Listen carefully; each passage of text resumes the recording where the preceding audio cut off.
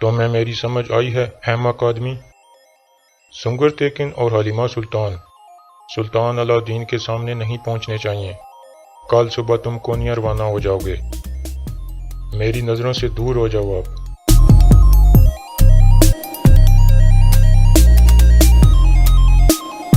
Ertugrul بھائی، عبد الرحمن الپ نیان کی طرف سے خبر لایا ہے۔ کیا؟ حلیمہ سلطان خطرے میں ہے بھائی۔ السلام علیکم ناظرین، اس قسط کے آغاز میں دونوں قبیلوں کے سپاہی ٹریننگ ایریا میں آ کر پریکٹس کر رہے ہوتے ہیں۔ اتنے میں ارطغرل اپنے ساتھیوں کے ساتھ وہاں آتا ہے۔ اسے دیکھ کر سپاہی ارطغرل زندہ باد کے نعرے لگانے لگتے ہیں۔ پھر ارطغرل ان سے خطاب کرتا ہے، آپ لوگوں نے کبھی مجھے اکیلا نہیں چھوڑا اور ہمیشہ مجھ پر یقین کیا ہے، حالانکہ غداروں نے مجھے بدنام کرنے کی پوری کوشش کی۔ آپ لوگ کبھی بھی اوغز اور اپنے مذہب کے قوانین کو مت چھوڑنا۔ دوسری طرف نیان کارابک سے بات کرتا ہے۔ سنگر تیکن اور حلیمہ سلطان علاء-الدین کے سامنے نہیں پہنچنے چاہیے۔ کل صبح تم کونیا روانہ ہو جاؤ گے۔ پھر نیان اسے کہتا ہے کہ اگر تم ایسا نہ کر سکے تو میں کونیا آ کر اپنے ہاتھوں سے تمہیں مار ڈالوں گا۔ کل تم کونیا روانہ ہوگے اور تمہارے ساتھ تانگوت کو بھیجوں گا تاکہ تم بحفاظت وہاں پہنچ سکو۔ تانگوت نیان سے کہتا ہے، کیا میں حمزہ اور عبد الرحمن کو بھی ساتھ لے جاؤں؟ نیان کہتا ہے نہیں، وہ یہیں رہیں گے۔ اس کے بعد نیان اپنے گھوڑے پر سوار ہو کر کہیں چلا جاتا ہے۔ دوسری طرف ارطغرل ابن العربی کے پاس جاتا ہے۔ ابن العربی کہتے ہیں، میرے جانے کا وقت آ گیا ہے، لیکن میرا درویش آپ کے پاس میری امانت ہے۔ بہتر ہوگا کہ اس کی ڈیوٹی آپ قبیلے کی مسجد میں لگا دیں، یہ بچوں کو تعلیم دے گا۔ ارطغرل کہتا ہے، آپ پریشان مت ہوں۔ اس کے بعد وہ ابن العربی سے گلے مل کر وہاں سے نکل جاتا ہے۔ دوسری طرف نیان کے ڈیرے پر تانگوت بیٹھ کر نیان کے بارے میں سوچتا ہے اور وہ خیالات اس کے ذہن میں آتے ہیں جس میں کئی بار نیان نے اسے مارا تھا یا بے عزت کیا تھا۔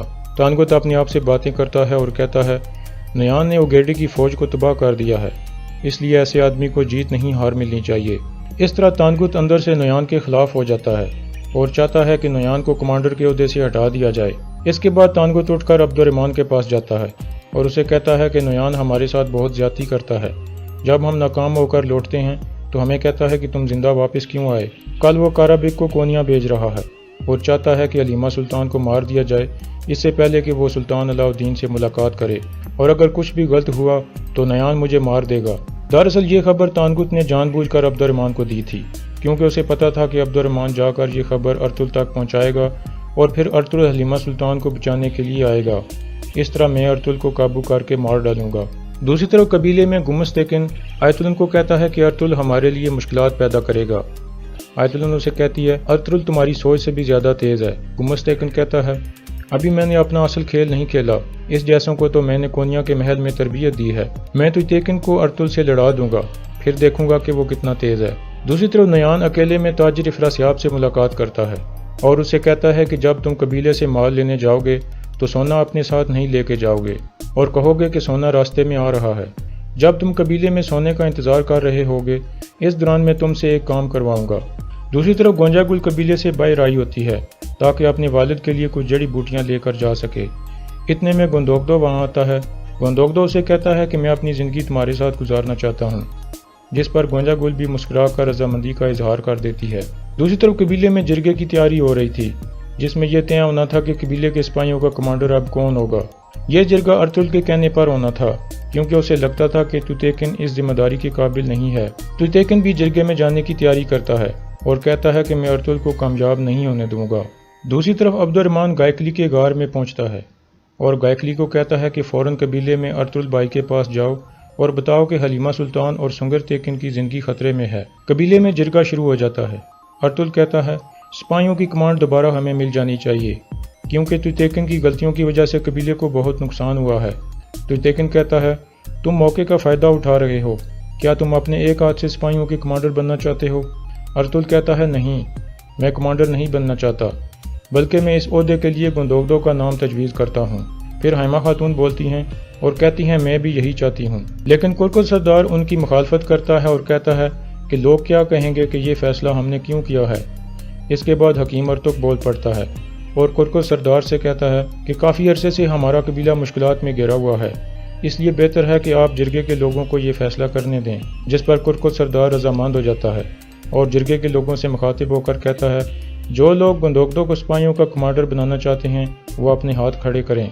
پہلے کائی قبیلے کے لوگ ہاتھ اٹھاتے ہیں اور پھر حیران کن طور پر کرکس سردار بھی ہاتھ کھڑا کر دیتا ہے۔ اس کے بعد ادرگا کے باقی لوگ بھی ہاتھ کھڑے کر دیتے ہیں۔ اس طرح تویتیکن کے علاوہ جرگے کے تمام لوگوں نے گندوگدو کے حق میں فیصلہ دے دیا۔ اس کے بعد گندوگدو کھڑا ہوتا ہے اور کہتا ہے، اللہ آپ پر اپنی رحمت کرے کہ آپ لوگوں نے مجھے اس قابل سمجھا۔ آپ یہ جان لیں کہ میں دونوں قبیلوں کے سپاہیوں کو اپنے بھائیوں کی طرح سمجھوں گا اور میں ان کو جنگ کے لیے ایسے تیار کروں گا جیسے وہ سب ایک ہی باپ کے بیٹے ہوں۔ اس کے بعد سب لوگ اٹھ کر گندوگدو کو مبارکباد دیتے ہیں اور اس کے گلے ملتے ہیں۔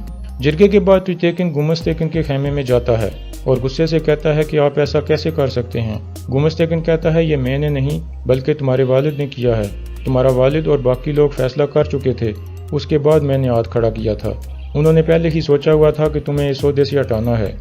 پھر گمستیکن اسے کرکس سردار کے خلاف بھڑکاتا ہے اور کہتا ہے، پہلے تم شادی کرو اور کچھ اچھے دن گزارو، اس کے بعد تمہارا اصل کام شروع ہوگا۔ تمہارا والد بوڑھا ہو چکا ہے اور بیمار ہے، اس لیے سرداری کا بوجھ نہیں اٹھا سکتا۔ اب یہ تمہارا وقت ہے اور ضرورت پڑنے پر میں تمہارے ساتھ کھڑا ہوں گا، چاہے کچھ بھی ہو جائے۔ دوسری طرف حیمہ خاتون کے خیمے میں سب لوگ کھانا کھا رہے ہوتے ہیں۔ اتنے میں گندوگدو کہتا ہے، والدہ میں آپ سے ایک اجازت چاہتا ہوں، کل آپ میرے لیے ایک لڑکی کا ہاتھ مانگنے جائیں گی، اگر سلجان رضامند ہوتی ہے تو میں اسے طلاق نہیں دوں گا۔ اس کے بعد سلجان بولتی ہے اور کہتی ہے، میں آپ کی خوشی کے لیے رضامند ہوں۔ حیمہ خاتون پوچھتی ہیں، کون ہے لڑکی؟ گندوگدو کہتا ہے، گونجا گل۔ حیمہ خاتون کہتی ہیں، اب تم یہی چاہتے ہو اور سلجان نے بھی اجازت دے دی ہے تو میری طرف سے بھی اجازت ہے۔ دوسری طرف گائکلی ارطغرل کو خبر دینے کے لیے قبیلے کی طرف روانہ ہوتا ہے۔ ارطغرل بھائی، عبد الرحمن الب نیان کی طرف سے خبر لایا ہے۔ کیا؟ حلیمہ سلطان خطرے میں ہے بھائی۔ پھر گائکلی کہتا ہے کہ نیان کارابک کو کونیا بھیج رہا ہے تاکہ وہ حلیمہ سلطان کو مار دے اور وہ سلطان علاء الدین سے ملاقات نہ کر سکے۔ اس کے بعد ارطغرل گندوگدو کے پاس جاتا ہے اور اسے بتاتا ہے کہ کل مجھے یہاں سے جانا ہوگا، حلیمہ سلطان اور دلی امیر کی جان خطرے میں ہے۔ گندوگدو کہتا ہے، مجھے بھی ساتھ لے چلو۔ ارطغرل کہتا ہے، نہیں، قبیلے کو اور ہماری والدہ کو آپ کی ضرورت ہے۔ اگلے دن صبح ہوتے ہی ارطغرل اپنے ساتھیوں کے ساتھ روانہ ہو جاتا ہے اور یہاں اس قسط کا اختتام ہو جاتا ہے۔